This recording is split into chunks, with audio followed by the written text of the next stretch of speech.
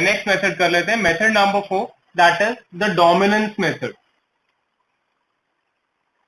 ठीक है, मैंने आपको चैप्टर के स्टार्टिंग में बताया था, इस चैप्टर में हो सकता है मेथड्स ना गिवन हो, किस मेथड के अकॉर्डिंग आपने सॉल्व करना है। हर मेथड की अपनी प्रॉपर्टी है जिसको अप्लाई करते हुए आपने देखना है कि जो गिवन क्वेश्चन है उसमें कौन से मेथड से आंसर कैलकुलेट किया जा सकता है। जैसे अभी हमने डिस्कस किया कि 2x2 का क्वेश्चन है, सैडल पॉइंट से नहीं सॉल्व हो सकता है, तो ऑड गेन या इक्वल गेन्स या प्रोबेबिलिटी मेथड लगा के आप वहां पर इसको सॉल्व कर सकते हैं। ठीक है, नेक्स्ट आता है डोमिनेंस मेथड। ठीक है, dominance method is applied in any matrix with no saddle point. ठीक है, किसी भी बड़े मैट्रिक्स में, ठीक है, जितनी मर्जी रोज हो सकती हैं, जितने मर्जी कॉलम हो सकते हैं, किसी भी गिवन क्वेश्चन में जिसमें सैडल पॉइंट से आंसर नहीं आता है उसमें आप इसको अप्लाई कर सकते हैं। ठीक है, चलिए मैं क्वेश्चन लिखता हूं, वहां से इसको एक्सप्लेन करते हैं। तो लेफ्ट साइड पे प्लेयर ए गिवन है और उसके पास 4 स्ट्रैटेजीज हैं, 1 2 3 एंड 4। सेम ऐसे ऊपर प्लेयर बी गिवन है, उसके पास भी 4 स्ट्रैटेजीज हैं, 1 2 3 एंड 4। ठीक है, फर्स्ट रो की वैल्यूज आपको दी गई हैं 6 4 8 एंड 0। ठीक है, तो आपको एक क्वेश्चन गिवन है, लेफ्ट साइड पे प्लेयर ए गिवन है जिसके पास 4 स्ट्रैटेजीज हैं, ऐसे ही टॉप साइड पे प्लेयर बी गिवन है जिसके पास 4 स्ट्रैटेजीज हैं। Positive values of the given matrix means the winner wins those many points or those many values at that given strategy. Negative का मतलब है he loses at that strategy. ठीक है, तो जब भी मैट्रिक्स गिवन होगा वो हमेशा विनर के अकॉर्डिंग दिया जाता है। पॉजिटिव वैल्यूज का मतलब है वो उस स्ट्रैटेजी पे जीतता है, नेगेटिव वैल्यू का मतलब है वो उस स्ट्रैटेजी पे हार जाता है। गेम थ्योरी का क्वेश्चन आएगा, सबसे पहला step checking the saddle point. Answer saddle point से निकल गया, ignore any other method, answer वो ही है। ठीक है, तो रो वाइज छोटी वैल्यू को मार्क करना था, तो रो वाइज पहले रो में छोटी वैल्यू 0 है, अगली में 4 है, अगली में भी 0 है, अगली में भी 0 है। कॉलम वाइज बड़ी वैल्यू, अगले में भी बड़ी वैल्यू, अगले कॉलम की बड़ी वैल्यू और लास्ट वाले कॉलम की बड़ी वैल्यू। तो there is no saddle point in this given question. और एक क्वेश्चन 2x2 मैट्रिक्स का नहीं है तो ऑड गेन या इक्वल गेन्स मेथड नहीं लगाया जा सकता। तो इस क्वेश्चन को डोमिनेंस मेथड से सॉल्व करते हैं। ठीक है, डोमिनेंस मेथड का step number 1 is row dominance. Row dominance आपने कैसे करना है? Row dominates the other row when all the values of that row are either equal or greater than all other corresponding values of the other row. कहता है a row dominates the other row when all the values of that row are either equal to or greater than all other corresponding values of the other row. ठीक है, ध्यान से इसको समझ लेना कैसे आपने करना है। दो रोज को आपने कंपेयर करना है, कोई भी दो रोज आप उठा सकते हैं। तो जो भी रो आपने स्टार्ट की है कंपेयर करने, उस रो की सारी वैल्यूज जिस दूसरी रो के साथ आप उसको कंपेयर कर रहे हैं उससे या तो इक्वल हो या ग्रेटर देन हो। अगर तो ये रिलेशन बन जाता है तो इसका मतलब रो डोमिनेंस आपकी अप्लाई हो जाए। चेक करके देखते हैं गिवन क्वेश्चन में। मैं रो नंबर 1 एंड 2 को उठा लेता हूं। पहली वैल्यू कॉरस्पॉन्डिंग वैल्यू 6 एंड 6, अभी तक दोनों वैल्यूज इक्वली एक दूसरे को डोमिनेट कर रही है। 8 एंड 4, तो 8 इससे बड़ा हो गया, तो इसका मतलब है रो 2 की सारी वैल्यूज रो 1 से या तो बड़ी हो या इक्वल हो, तो डोमिनेंस अप्लाई हो जाएगा। दोबारा रिपीट कर रहा हूं, I am comparing row 1 with row 2 first. ठीक है, पहली वैल्यूज को अगर मैं ध्यान है तो दोनों वैल्यूज इक्वल है, तो अभी के लिए ये दोनों रोज इक्वली एक दूसरे को डोमिनेट कर सकती है।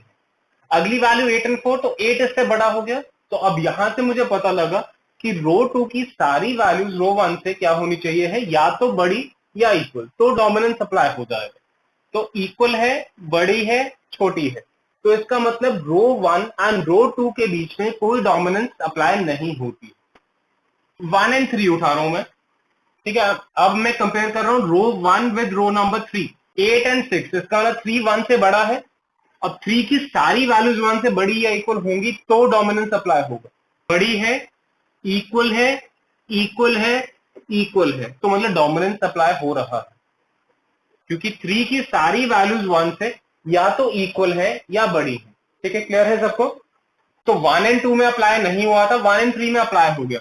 तो क्या हुआ है, रो 3 ने क्या किया है, डोमिनेट किया है रो नंबर 1 को, क्योंकि रो 3 की सारी वैल्यूज 1 से या तो बड़ी है या इक्वल है। तो जिस रो की वैल्यूज बड़ी होंगी वो छोटी वाली रो को डोमिनेट कर देगी। ठीक है जी।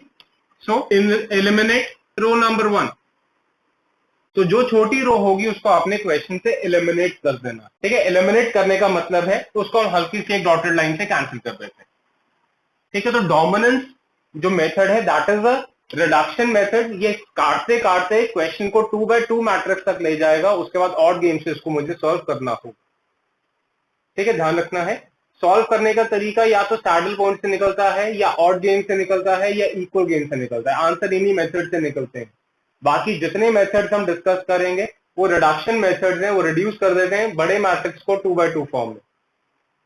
ठीक है, तो डोमिनेंस मेथड भी क्या होगा, ऐसे रो कॉलम काटते काटते 2x2 मैट्रिक्स तक मुझे फाइनली ले जाएगा, और जो 2x2 बचेगा उसमें मुझे ऑड गेम लगा के फाइनली सॉल्व करके आंसर निकालना होगा। उसके बाद चेक करते हैं बाकी बची हुई रोज में कहीं रो डोमिनेंस अप्लाई होता है या नहीं होता।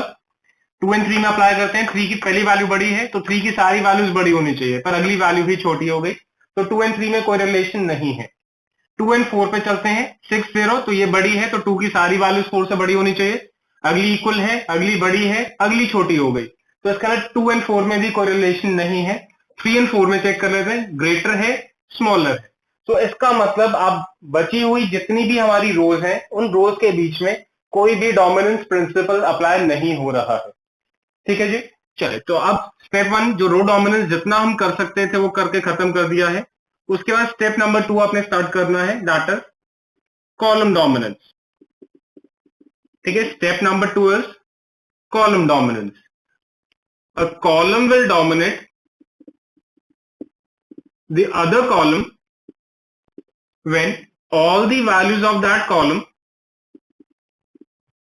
are either smaller than or equal to all the corresponding values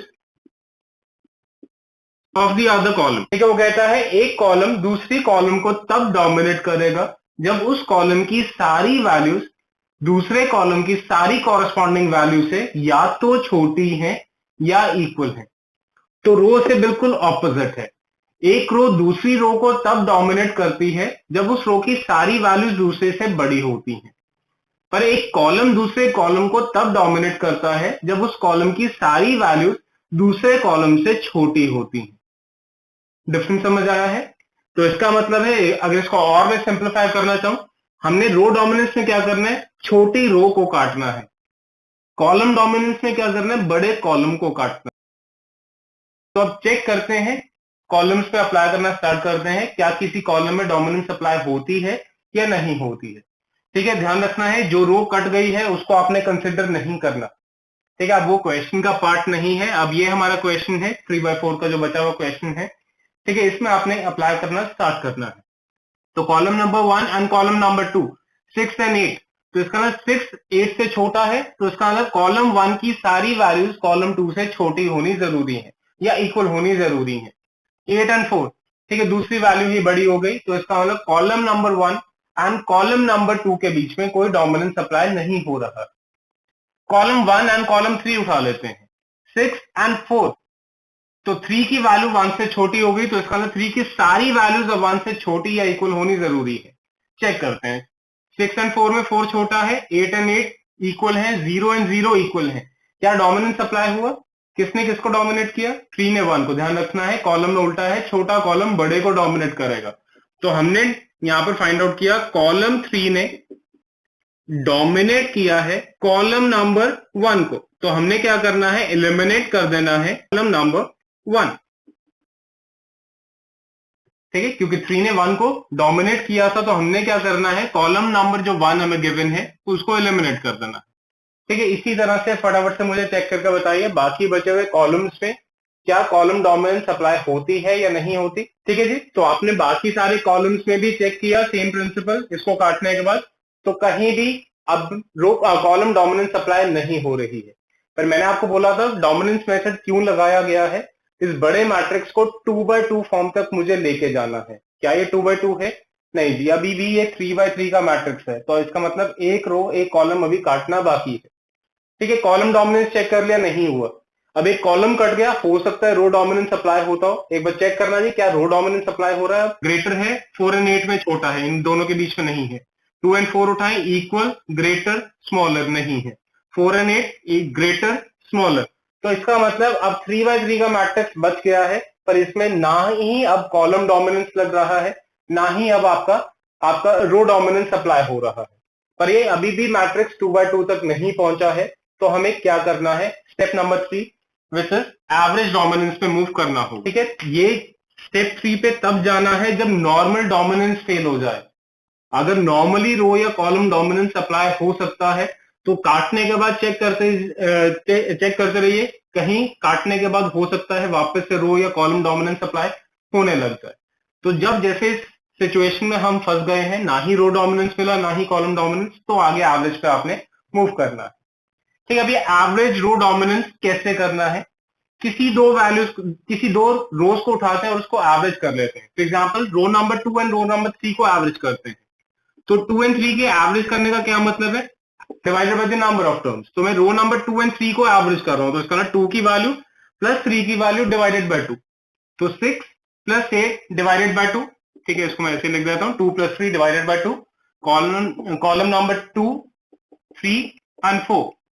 ठीक है, तो पहली वैल्यू क्या हो गई हमारी? 8 plus 4 divided by 2, that is equal to 6। अगली value 4 plus 8 12 divided by 2, that is also equal to 6। अगली value 8 plus 0 divided by 2, this is equal to 4। और जो रो हमारी ऐसे ही बची है उसको एज इट इज लिख देते हैं, row number 4, that is 8 0 and 16। ठीक है, रो नंबर 2 एंड 3 को मैंने एवरेज किया था, कैसे किया था? दोनों की वैल्यूज को ऐड करते हुए डिवाइडेड बाय 2 कर दिया था, और जो एक रो बची थी मेरी, मैंने उसको एज इट इज लिख दिया था। ठीक है, तो जब भी आप एवरेज रो डोमिनेंस अप्लाई करें, ध्यान रखना है the average part of the row should dominate the remaining row. ठीक है, ये नहीं करना कि इसको इससे डोमिनेट करवा देना है और उसको इन दोनों को कैंसिल कर देना है, नहीं। ठीक, जब भी एवरेज का कंसेप्ट फॉलो हम करना स्टार्ट करेंगे, the average part should dominate the remaining part. तो क्या देखना है, ये वाली एवरेज इससे बड़ी है? नहीं जी, पहली वैल्यू ही छोटी है, तो इसका मतलब ये एवरेज डोमिनेंस भी अभी मेरे लिए काम नहीं आ रही। अब उसके बाद क्या करते हैं, कॉलम नंबर को एज इट इज छोड़ने लगा था, थर्ड एंड फोर्थ को एवरेज कर रहा था।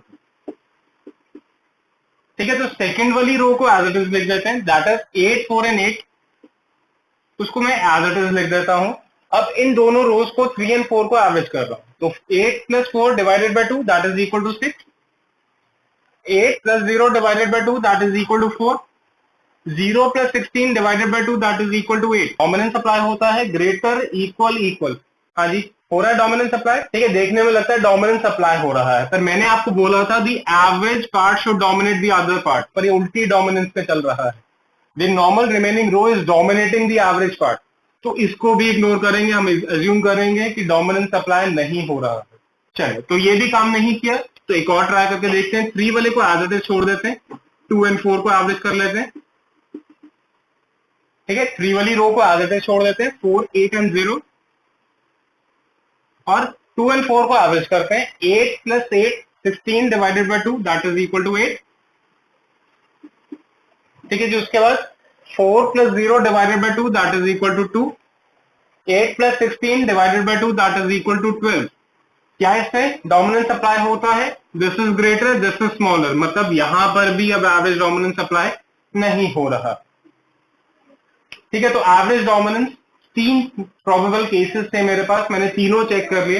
एवरेज रो डोमिनेंस भी फेल हो गया है किसी भी एक रो को एलिमिनेट करने के लिए। Step number 4, average column dominance. ठीक है, स्टेप नंबर 4 लगाना स्टार्ट करते हैं, which is the average column dominance.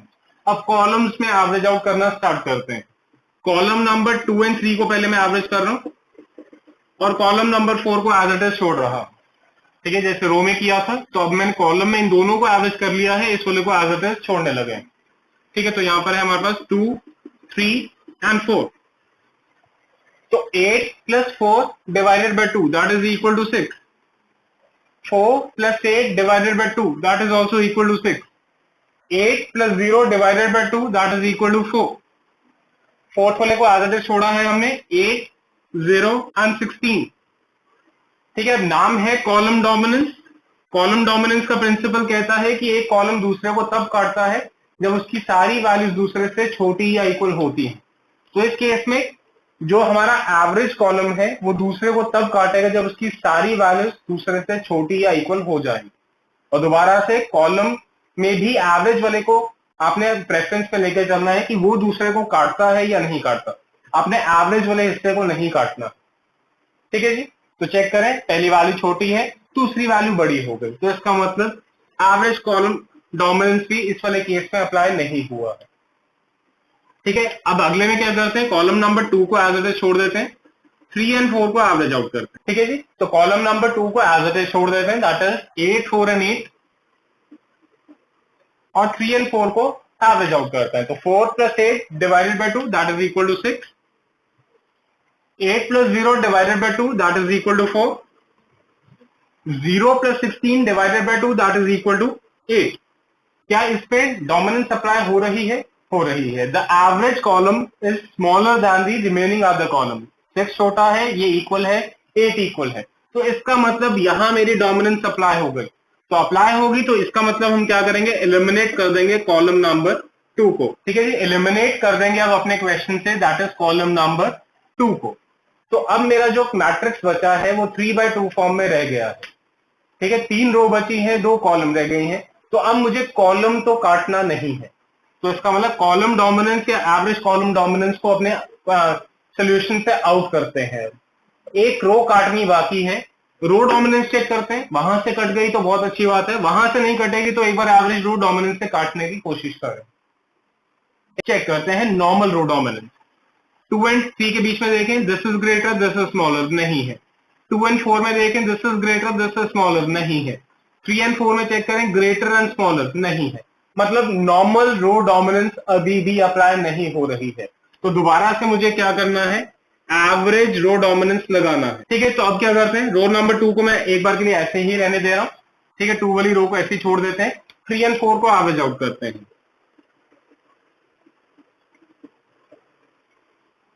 ठीक है, तो 4 एंड 8, उसमें देखें 8 plus 0 divided by 2 this is equal to 4, 0 plus 16 divided by 2 that is equal to 8। क्या यहां पर रो डोमिनेंस अप्लाई हो रहा है? मैंने बोला था ग्रेटर या इक्वल, दोनों इक्वल हैं। ये इसको भी डोमिनेट कर सकता है, ये इसको भी डोमिनेट कर सकता है। किसको एलिमिनेट करना है? 2 को करना है, एवरेज को कभी एलिमिनेट नहीं करना। तो यहां अप्लाई हो गया है, तो एलिमिनेट रो नंबर 2। तो रो नंबर 2 को भी अपने आंसर से, अपने क्वेश्चन से हटा देते हैं। तो अब बच गया ये 2/2 का मैट्रिक्स, जिसको मुझे ऑड गेम मेथड लगा के सॉल्व करना है। ठीक है, 3 एंड 4 बी के लिए, ए के लिए भी 3 एंड 4, वैल्यूज आर 8, 0, 0 एंड 16। ठीक है, ऑड गेम मेथड लगाते हैं और इसका आंसर कैलकुलेट कर देते हैं। ऊपर वाले की 16 और नीचे वाले की 8। पहली रो का डिफरेंस 8 एंड 0 वो सेकंड रो के सामने, दूसरे का 16 एंड 0 का डिफरेंस पहली रो के सामने। सेम ऐसी कॉलम वाइज, पहले कॉलम का डिफरेंस सेकंड के आगे, सेकंड वाले कॉलम का डिफरेंस फर्स्ट वाले के आगे। ठीक है, और टोटल मैंने आपको बताया था, total of the odds remains the same from both the sides. अगर नहीं सेम आता तो इसका मतलब सैडल पॉइंट से आंसर निकल रहा होगा जो आप कैलकुलेट करना भूल गए। ठीक है, उसके बाद वैल्यू ऑफ गेम फटाफट से कैलकुलेट करके बताइए कैसे निकालेंगे। ठीक है, वैल्यू ऑफ गेम कैसे निकाल देते थे, अगर मैं रो वाइज से लूं, 8 into 16 plus 0 into 8 divided by the total of odds which is 24। तो this is equal to 8 into 16 आपका हो गया 128/24, 5.33। ठीक है, तो ये आपकी वैल्यू ऑफ गेम का आंसर कैलकुलेट हो जाएगा। ठीक है जी, ये चीज। उसके बाद प्रोबेबिलिटीज आपको फाइंड आउट करनी है या लिख के दिखानी है,